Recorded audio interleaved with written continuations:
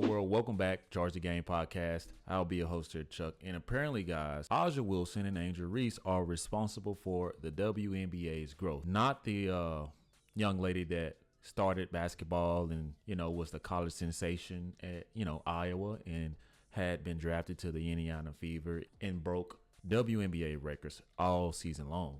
It wasn't her. Oh, no.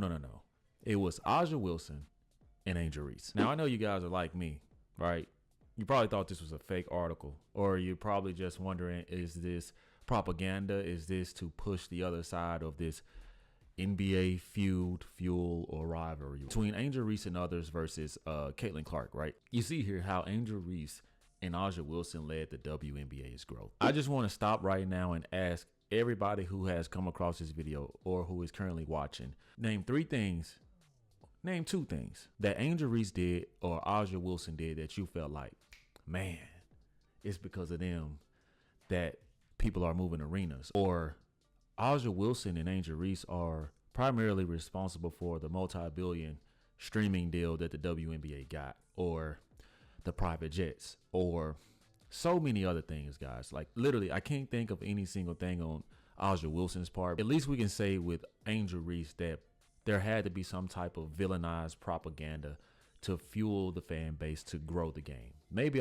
Angel Reese does have some responsibility in that. This is the furthest from the truth. In fact, I think that it's a reach. Seriously, I think that it's a reach. And I think that Caitlin Clark gets so much publicity that you don't want the fire to die out on the other side. So obviously an article like this is going to do what? It's going to make Caitlin Clark's fan base say, whoa, wait a minute. What's going on here? Because Caitlin Clark is primarily and literally the only reason for the WNBA's growth. But let's actually keep going, guys, because I don't even know what all is in this article, and maybe they have a fair point. Here we go. Good old race baiting. Good old racial bigotry here, guys. Reese's 4.8 million Instagram followers with another 5.5 million on TikTok.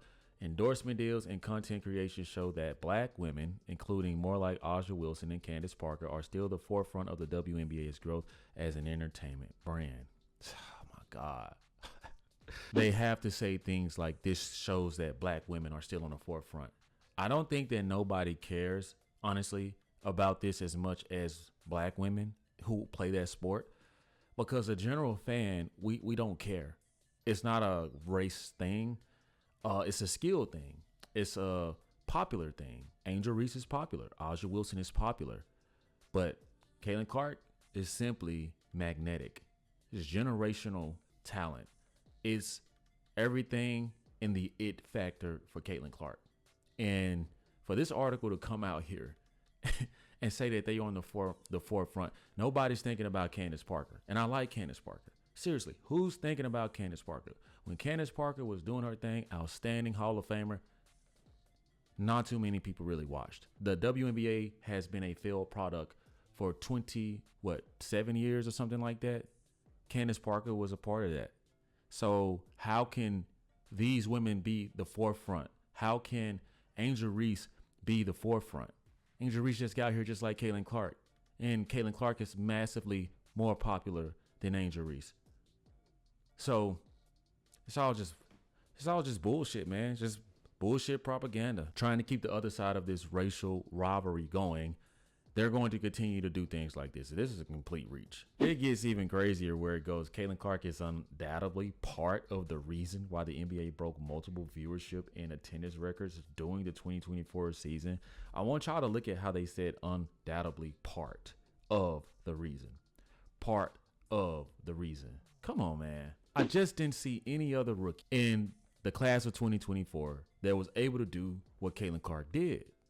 Seriously, I didn't hear Aja Wilson, Candace Parker being the reason that most of these small arenas are moving to big arenas. I didn't hear that from them. Never. I never known for any team, Aja Wilson or Candace Parker or Angel Reese, to have a national televised game of 41 and counting. Seriously, 41 national televised games coming up this season, right? Caitlin Clark on her own boosted the whole state of Indianapolis 31%. She brought that much money to the state. I didn't hear that about Angel Reese, Candace Parker, nor Aja Wilson. So how is Caitlin Clark primarily a part of the reason? it sounds like to me she would be the whole reason. And we don't even want to get into viewership and attendance records, because if we were to primarily isolate Aja Wilson, Candace Parker, Angel Reese in comparison to Caitlin Clark, I mean, she'll blow them out of the water. And we saw that with her college ratings. I mean, Paige Buckers is the next big thing.